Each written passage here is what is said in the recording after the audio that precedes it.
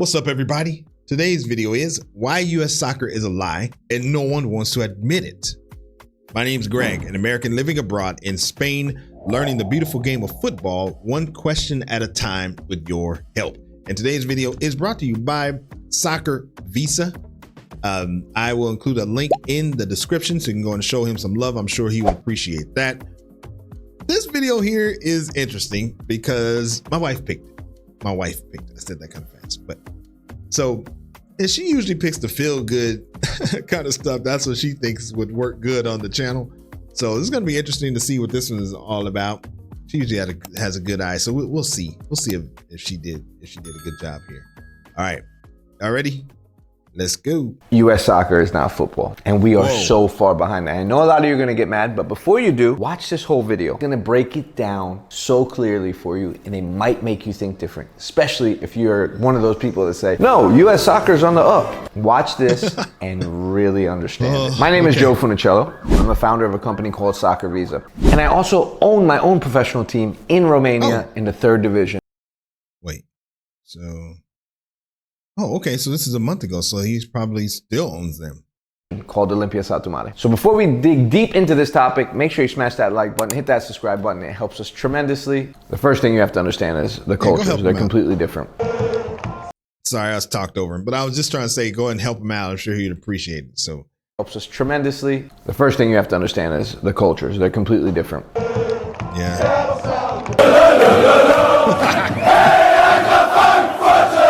That is a thing that you cannot understand unless you've lived in another country.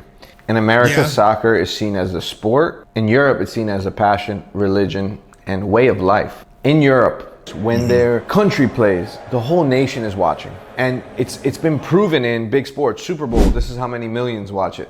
World Cup final, this is how many millions watch it. And the closest thing I can tell you to understanding the passion is New York fans love the Knicks, the Giants, the Jets, the Yankees, the Mets. Now take that same love and times it by 10 for one club in one sport where emotions, anger.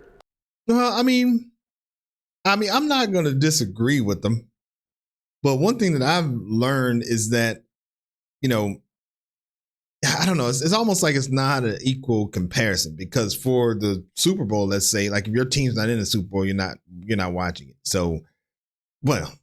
That's not true. You might be watching it, but for other reasons than the fact that you're cheering for one of the teams. So it's almost like it needs to be like the Olympics or World Cup maybe or something like that. But but I mean he's right. I'm not disagreeing with him. I'm just saying that the comparison it's not the same. Tears, all that come into play for this one fan who supports their hometown club in football in Europe. All right, let's speak about youth sports too in a different aspect in cultures, the different view in cultures. In America, you play for a youth club. If you're not winning, you move. If you don't like your college, you move. You don't like your high school team or the team that your friends aren't on the team, you're allowed to move. In Europe, it's not like that. You play for the club. The club owns your right. You don't have to pay to play because in America, you have to pay to play to cover. Wait, the club owns your rights? Is that right? For expenses. I mean, I'm not calling him a liar, but I'm just wondering, like, that's just like, I don't know, I can't even wrap your mind around that. And in Europe, the club covers, in America, you have to pay to play to cover expenses for everything. And in Europe, the club covers all the expenses because they own your rights. And if a bigger team one day is interested in you, they can buy you. And all the money that club put into your development, whether it was renting a field. Okay, hold up. So this is crazy. This is a game changer because in the United States, there's a disparity that, like I grew up in Las Vegas. I mean, I had a single mom, so I couldn't afford to go play on club teams and travel teams and, stuff like that because it costs money. So, although it wasn't like tons of club teams and travel teams back then, but still, I couldn't afford all of those extra things because it costs money. And if you have money, then you have more opportunity when it comes to, sports. So this is saying that you don't need money because the club is going to pay for it. That is crazy. Hold up. Wait a second. Okay. The club pays for coaches, field rentals, tournaments, travels, housing. Housing? They pay for housing? Uniforms, development. Man, that's crazy.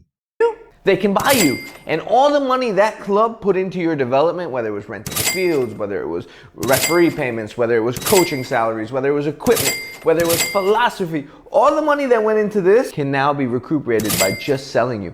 And guess what? As you move on, even if you're not connected with the club, your rights are always connected with the club. So if you get bought at 21 years old by a bigger team after you were playing semi-pro, your youth club is compensated. FIFA. Oh, wow. That's crazy. So they could say, like, you know, if they have had you in their system for 5 years and it costs them $10,000 a year to have you there, then that would be $50,000. So they can sell you or to someone for 50,000, and maybe it's throwing a little bit more to make some profit. I don't know. Man, that is crazy. UEFA, the governing bodies, make sure that because the clubs paid for the youth development of the player and the player didn't have to pay a fee, they're rewarded. In America, you have to charge to play because no one's buying players from these youth clubs. And Texas FC is not going to make money from FC Dallas for developing a player. Yeah, it's changing. Not at the rate anywhere near what it needs to be to compete with Europe, where it is a business. And the players are... And the United States won't let that happen. I mean, there will be somebody, some entity, some parent, somebody that will say that our players, our kids are not, you can't treat them like objects. They cannot be so, you know, something like that, which, and then it turns into this whole political thing or something. But, and it's not about that. So that won't work in the United States. It might work for a while, but somebody will put the kibosh on that. There to have a professional career. Here's another reason. A lot of kids grow up and their parents want them to use soccer as a vehicle to get an education. Yes, that is true. That is true. I used to work at a sports performance clinic, and we would have parents who would pay, you know, they'd pay $10,000 a year or something like that. You know, for their kids to come and become better athletes, so they wouldn't have to invest, you know, whatever, $50,000-$60,000 a year in college because they were going to get a scholarship. So he's right about that. The reason a lot of kids grow up and their parents want them to use soccer as a vehicle to get an education. All sports, a vehicle to get your education, because that's what happens. Players go to college, from college they go pro.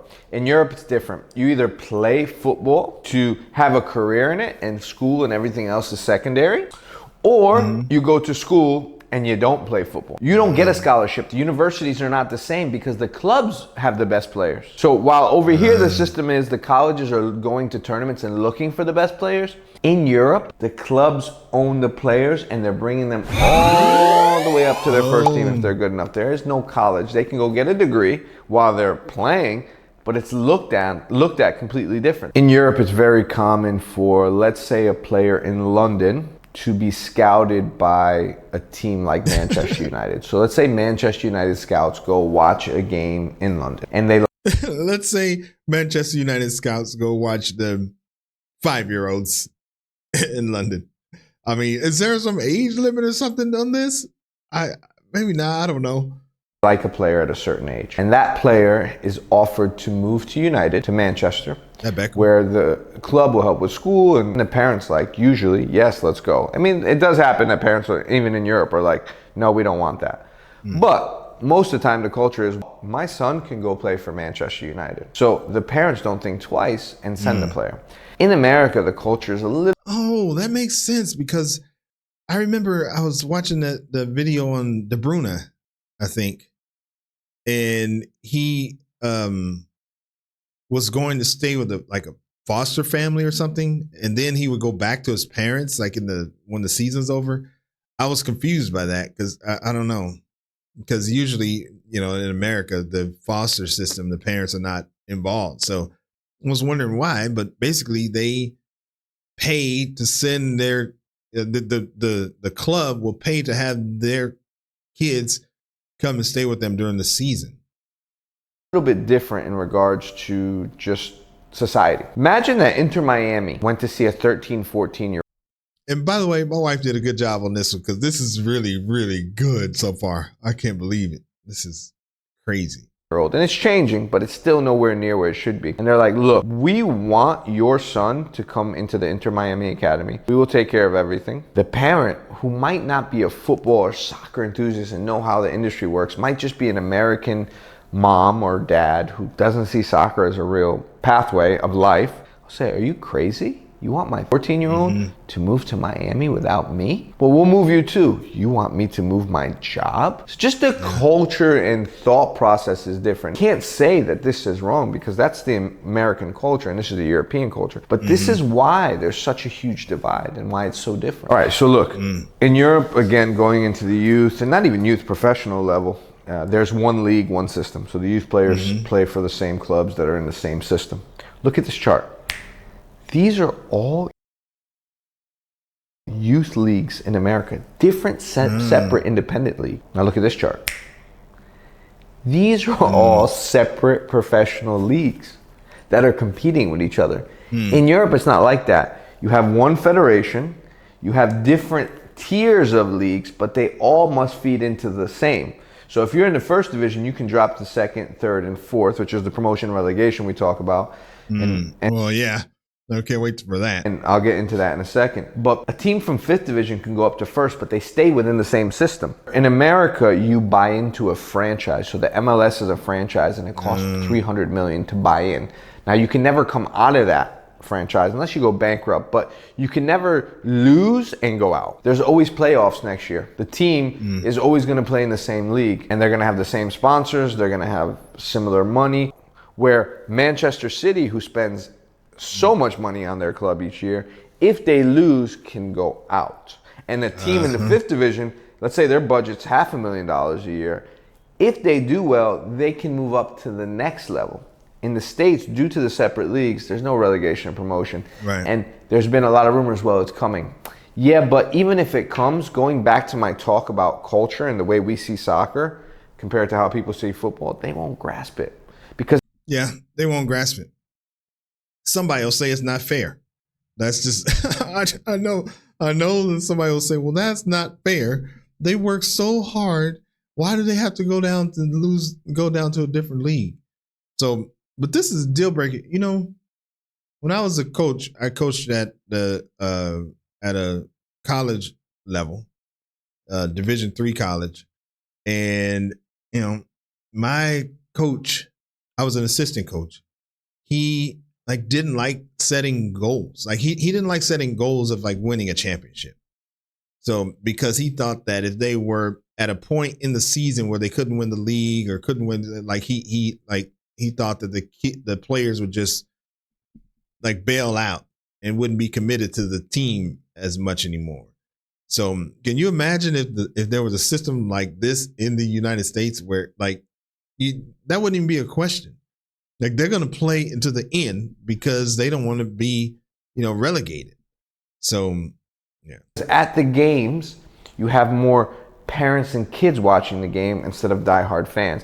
And yes, there are diehard fans, but they're outnumbered tremendously by just good families who go watch soccer. That is true. I know, in Texas, if you go to a football game on a Saturday, people are out there with their barbecue grills and the pop-up tents and the 6-foot tables and chairs. And they are out there for a barbecue and their kid happens to be playing over here. And some people most of the people will watch it, but it is a hangout and you are there all day.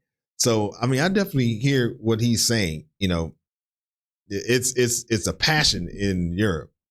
Where in Europe, it's you got to compete and win and be at the highest level. Yeah. So, and you go down to the second, third league, you might lose sponsors. You might lose TV rights. You might lose talented players who don't want to play for your team because you're in a lower division. That's so the pressure that's created here creates better players. Not that we can't create players through coaching and stuff like that. The pressure creates better players because everybody feels pressure. from the person who tapes your ankles to the assistant coach to the player who, gives you the water bottle. Like, everybody has a certain amount of pressure. So that means that they're going to invest more into you, the player, to make sure that you're good and that the organization is a good organization. It's because the system here demands for you to get results. Where here, there's always playoffs next year if you don't make it. My assistant coach on our professional team, Evron, he told me something that I'll never forget. He said, in the US, we push kids to enjoy the game. In Europe, they push kids to develop to win games. And it's so true now, being a scout for all these years. I see when American players come in, they have all the technical ability, if not better than these European players. But their desire to win is so different because these guys are in a system where if you don't perform, you might not play the sport anymore. You might get cut, and it's going to be that much harder to find a team. Where these guys is, if you don't do well, oh well, you can find another team. So here, it is about having fun. I mean, in the United States, that's one of the things that I coach with. I mean, I remember one of the things that I always say to my team at the when we were about to play was, play hard and have fun. So, enjoy the game. So, which I'm sure some level of it, what he's saying, but in the United States, like, I know there's parents out there that it's probably more important for them that their kids have fun than that they get the right techniques. And like, if they had a coach that was, like a technical coach or that was really good, a good coach, but the players weren't having fun, they would probably rather have them go to another, like another coach where they had fun. We push our players to enjoy the game. Here, we push our players to win games, to feel pressure at a young age. We owned our own youth soccer club in America, and parents don't know the real football side, soccer side, we'll call it. Tactics, how youth development works. All they care about is their kid enjoying the game. So in Europe, you have to have UEFA licensed coaches who had to go through really special courses on youth development, not even professional development, youth development, on how to get the most out of these kids and develop them, because one day they could be such a valuable asset that they can sell. In US, and I guarantee it because we owned a big club, parents just want the coach that's gonna make their son enjoy the game. Or I mean, yeah, I usually don't brag. I don't brag, but you're watching me and I'm watching him and we're watching him together, and he said something that I said. So yeah, that's what I said. Okay. All right. Daughter enjoy the game. If they have a coach who's a really good coach, like really good coach, and I've seen it because I had to do it as a director of coaching at my own club I own, they rather have the coach that's a lot more fun than the coach that's really about developing. I remember we had a U11 team, and this team was really good, and we put one of our best coaches there, and he was developing them well, but he was a lot more disciplined. Sessions were a lot more serious, and the parents all got together and called me and said, Coach John is good, but we want Coach Tim because the B team seems to be like having a lot more fun at training. And if we don't get Coach Tim, we're all going to leave and go to this club. Think about it. Yeah, that is so true. That's how it is. And the parents are super involved. The school that I coached at is a small school. Like, we have the bench, and right behind the bench are the parents. And parents of kids that were in college were like, and I coached in high school too, same thing. They will coach their kids from the stands, and they will tell you if you're not doing a good job during the game. Like, they are involved. So I can totally see what he's saying. It's just crazy. That's crazy. In Europe, it's not like that. Parents know. One, you can't pick the coach at the club. Two, it's not about fun. It's about developing them because they could be an asset one day to sell. So it's a lot different. And think about this. Coaches in America can make This is such a good video. That is crazy. Anywhere from 20 to 60. Okay, he's talking about the coaches. Sorry, I was talking. Let's see.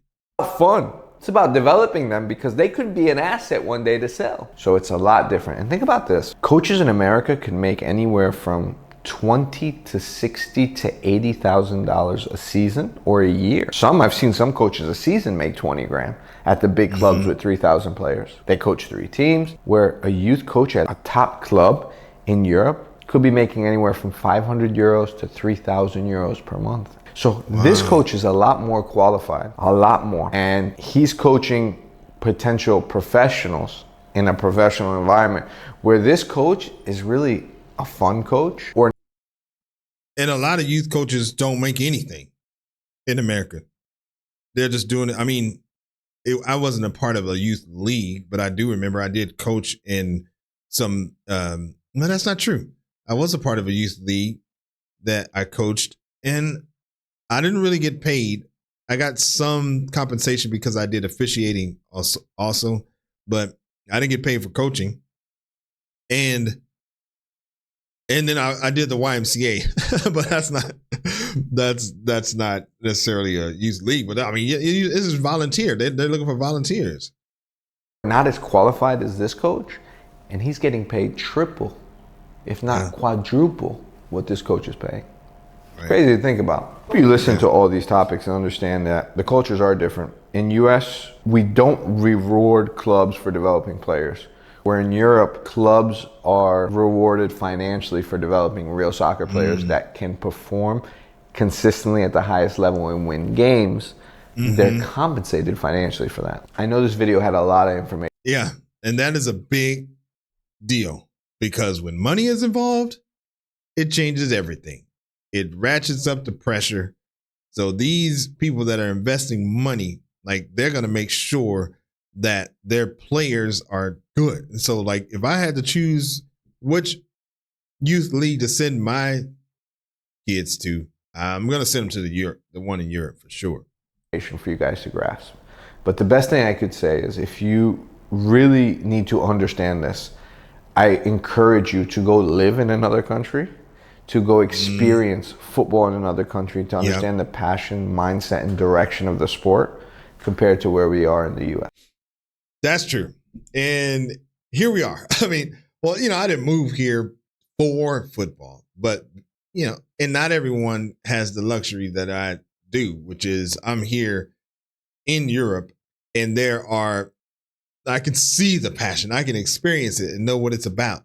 And that's why we have this channel. So welcome to American Offside, because that's what this channel is for. So basically what he's saying is, if you want to know what Europe football is about, move to that country. Or he's saying you can subscribe to the channel. Like that. But yeah, but really, I mean, that's what we do. That's how I'm learning all about all this passion, because I had zero idea before I started this channel. I mean, I knew a little bit because when I was coaching in college, we used to play what's called like noontime hoops, where we would like get together. I think it was maybe like every Wednesday or something, or every Monday, Wednesday, Friday. I don't remember, at noon. And one of the players that would always play there, he also coached the football team. And over there, they call it soccer. So we developed a pretty tight relationship. So I learned a little bit about soccer through him, but not at the level that I'm learning now. I mean, obviously, you could tell by some of the questions that I asked. So I'm still learning. But yeah, he's right. To understand the passion, mindset, and direction of the sport compared to where we are in the US. A lot of people think it's going to change. It's not. And the reason being is, it's not about implementing promotion and relegation. It's about changing a culture where hundreds and hundreds of years of our system in America and how we live license. Hundreds and hundreds. And I mean, we've only been around, the United States only been around less than 300 years. So changing a culture where hundreds and hundreds of years of our system in America and how we live life and society is the way it is. Is there anything wrong with it? No, but there is a formula in there that doesn't work with the world stage of football. We play sports. They compete in sports to win competitions. Yeah. If we don't win a competition, there's always next year. If they don't win a competition, there's sacrifices of losing your job, losing finances, and really being looked at by the nation, country, and people who love the sport for a reason. That is so true. And that's why people like Kobe Bryant and Michael Jordan and Derek Jeter, and, you know, Tom Brady, players like that stand out because of their mental toughness. And the reason that they're able to stand out is because they're just not, you know, they're like a rare breed because there's not a ton of players that have mental toughness. Probably for exactly what he's saying right now. Like they just want to go to the, you know, there's always next season. So, and I remember watching Kobe Bryant cry whenever he would lose the season's over. Like he'd be crying, grown man just crying because like it was more than that. Like he would have fit in playing football in Europe for sure. Reasons that are bigger than religion in life as a failure. So the pressure in the two are completely different. Oh man, well, my wife did good on that one because that was a good video. Listen, I am including a link in the description, as I said before, so you can go over and support my man Soccer Visa. Because that, if you just for this video, that was a great video. I don't think I realized all of that. I mean, I kind of had an idea, but I didn't really realize it. Man, great video. So, a couple housekeeping items before we get out of here. We do have a Patreon, so where I'm including some videos over there that you're not going to find here on YouTube. So, and I'm trying to make it worth your while. So you definitely want to come on over there and support the channel and also get some great content that you're not going to find here. And we do have a Discord that we just started like yesterday. And it is crazy. Like you have to come over there because there's so many people over there. They're having a great time. And you know, I'm really going to lean on that Discord for things like, you know, what video should I watch? What team should I choose? I still haven't done that. Or, you know, what should be the game of the week that we're going to do a live watch along or something like that. So come on over there. We're going to have a lot of fun over there as well. Things are happening and we're super excited about it. So subscribe to the channel, like the video, and as always, thanks for stopping by, and we will see you on the next video. Peace.